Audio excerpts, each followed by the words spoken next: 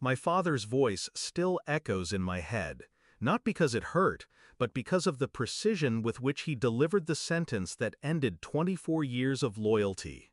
Get out, you lowlife. No hesitation, no crack in his voice, just finality. I didn't argue, I didn't plead. I just stood there in their pristine, over-decorated living room, my suitcase already packed, my hand on the handle. Mother's eyes were cold, arms folded like a judge already certain of the verdict. You'll never make anything of yourself. You're uneducated trash. They thought this would break me. They thought I'd crawl, beg, disappear. Instead, I smiled, small, controlled, enough to make them shift in discomfort without knowing why. Okay, fine. I walked out. Back then, there was a time I thought they loved me. Not in the soft, unconditional way most parents do, but in the conditional way I was used to. The kind where my worth was measured in grades, appearances, and obedience. My father ran a modest construction company. My mother was the kind of woman who treated dinner parties like war campaigns. They wanted a polished air, a perfect product to parade. But I wasn't polished. I wasn't perfect. I didn't finish college, not because I couldn't, but because I didn't want to follow their blueprint. I built my own, in silence. They never asked what I was doing with my time. They assumed failure. I let them. The break came fast. A petty argument about my lack of ambition spiraled into the eviction order. My father's hand cut through the air, his voice rising. My mother piled on, every insult rehearsed, sharpened. What they didn't know, that lack of ambition had built a chain of silent investments. 4 years of coding at night, day trading in the mornings, flipping undervalued real estate in the shadows. I was already worth $20 million. But they weren't owed that truth. Not yet. Florida.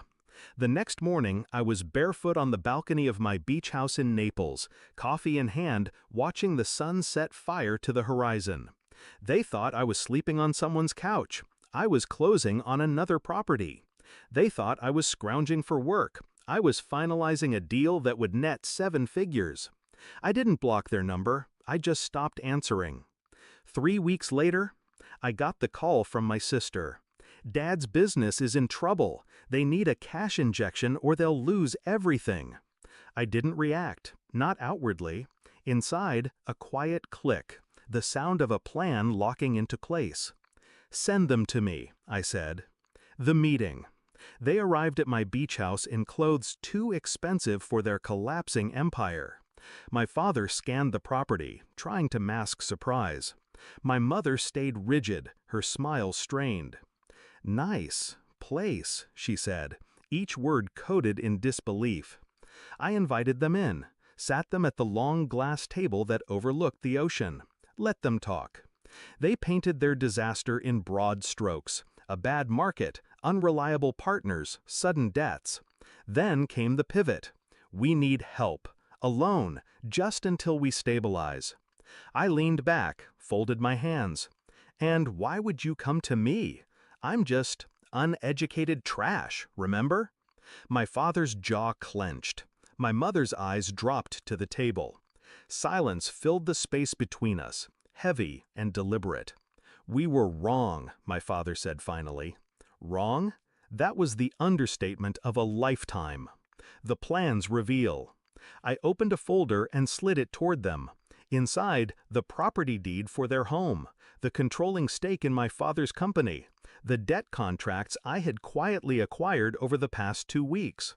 Their eyes darted across the papers. Confusion, realization, horror. What is this? My father asked, voice sharp. It's the reason you came here. You're already mine. I'd bought the company's debts through a shell corporation, acquired their mortgage at a discount. Their empire was a collapsing tent, and I had removed the last pole. The fall. They tried to bargain, plead. My mother's voice cracked first. My father's pride held longer, but not by much. What do you want? He asked finally. I stood, walked to the window, let them sit in the weight of it. Nothing. I want you to remember the day you threw me out, the way you looked at me, the words you chose. And then, I want you to live with the fact that I didn't just survive, I owned the ground you're standing on. I signed the final page in front of them. The deal was complete. They no longer owned their home, their business, or their freedom to pretend they were untouchable. Resolution. They left without another word. I watched them walk down my driveway, smaller than I'd ever seen them.